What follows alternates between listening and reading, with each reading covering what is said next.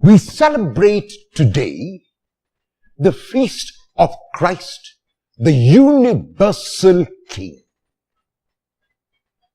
In the year 1925, Pope Pius XI introduced this feast through the encyclical Quas Primas, which means in English, in the first. And there were two reasons for the introduction of this feast to conclude the church's liturgical year. And the two reasons were, first, that the world was in turmoil. The world was giving into despair. There seemed to be no hope. People were regarding the future as a future without hope. And so Pope Pius XI came out with this encyclical for this first reason. But the second and also equally important reason is that through this feast, the church wanted to communicate to everyone the kind of king that Christ would be. And that is why the reading chosen for the feast of Christ the King is not a reading of triumphalism. It's not a reading where Christ dominates. As a matter of fact, he never dominates anywhere in the gospel. It is not a reading where Jesus feeds 5,000 and shows his authority, or feeds 4,000 and is shown as powerful. It is not a reading where he raises people from the dead, or exorcises demons, or heals lepers, or the blind and the lame and the paralyzed. It is a reading when he is hanging on the cross.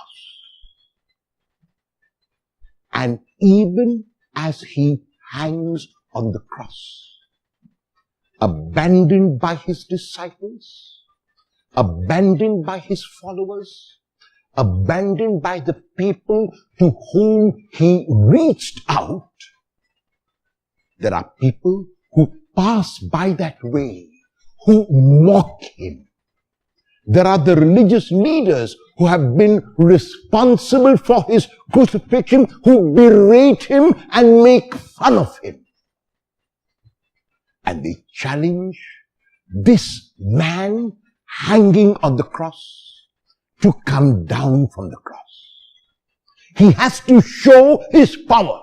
He has to show that he is extraordinary. He has to show that he is Son of God. And the only way he can do that, according to those who taunt him, is by saving himself. And Jesus is aware. Jesus knows that that would be the easy way out. That people would be taken up with his coming down from the cross, but only for a brief moment. Only for a little while, until they would need the next miracle and the next stupendous act and the next extraordinary event. Their faith would not be in him. Their faith would be in the event, in the miracle that he could perform. And whenever Jesus performed a miracle, it was never for himself. It was always for the other. And that is why even now, when it would have been logical and reasonable for him to save himself because he could, he does not choose that option. He chooses instead to continue to hang on the cross until finally he could commend his spirit into the Father's hands and leave this world to go to the Father. And there are 3 points which we can take from the response of Jesus and from the feast of Christ the King for us today.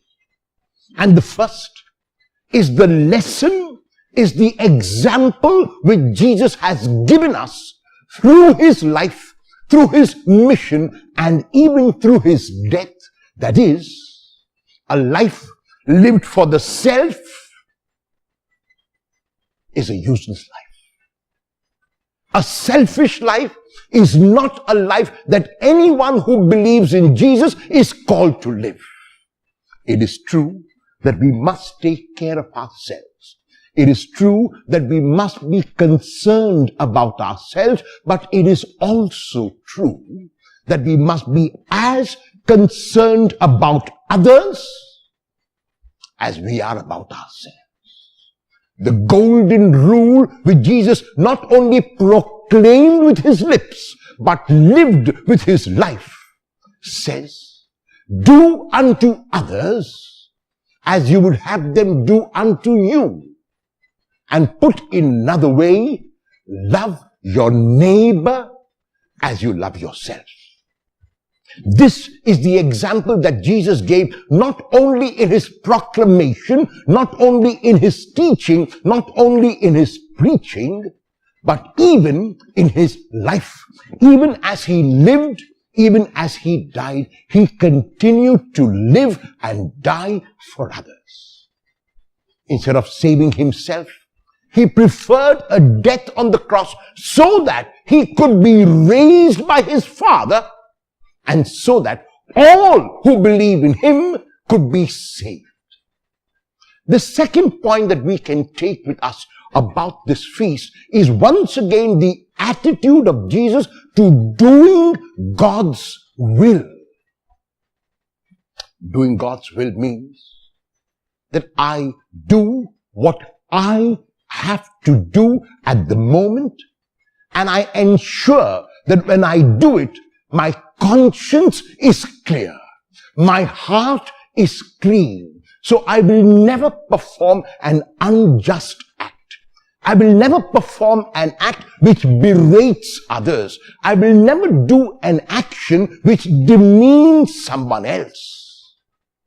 In the case of Jesus, it was always actions which enhanced, which built up, which made people whole. It is easy to find God's will and to do God's will when things are going according to the way I plan. However, there are times when my plans go awry. There are times when life gets difficult, as it did when the Pope came out with this encyclical Quas Primas. Life was difficult, and so the encyclical and the feast is offering us hope. And the hope is in the example of the crucified Christ, in the example of Jesus on the cross, who says that he is not going to work a miracle for himself. He's going to go through this ordeal, which seems like an ordeal at this moment, only because it is God's will. And one thing is clear, that God's will for us is always better for us than our own will for ourselves. If Jesus had done his own will and come down from the cross, he would have saved himself.